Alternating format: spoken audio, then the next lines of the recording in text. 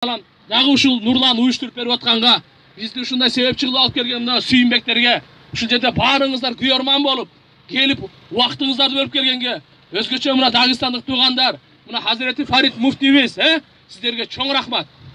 Пусть доволен будет Всевышним. Единственное животное, которое Аллах клялся в Коране, это лошадь. Это лошадь. Это пророк, это пророчество. Один христианин, очень большой поп, алим, он говорит, что знамение пророчества Мухаммада алейхиссалам, это он может ездить на конях.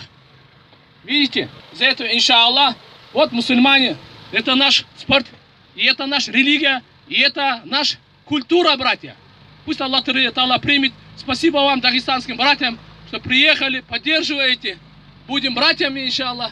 Аллах Таала разы болсын барыңыздан. Кана амин. Аллах Таала ушу оюндарды жакшы өткөрүп, жакшы спорттук мелдештерди жакшы жогорку деңгээлде ар кандай травмаларды сактасын. Аттарыбызды көздөн, жаман көздөн сактасын. Улакчы палуандарыбызды жаман көздөн сактасын. Ушу Нурланга, балдары Чыңгыз, Билал, жара башка бардыгына жараткан Аллах Таалам жакшылыктарды, ийгиликтерди, ушундай тойлорду берип, ушундай көңүл ачып, bir tugандай болуп жүрө берели, эки дүйнөнө бактылуу болуп, ынтымак, биримдүүлүгүбүз күчөйүп, тууларыбыз ааламга жайыла берсин. Амин. Аллах акбар.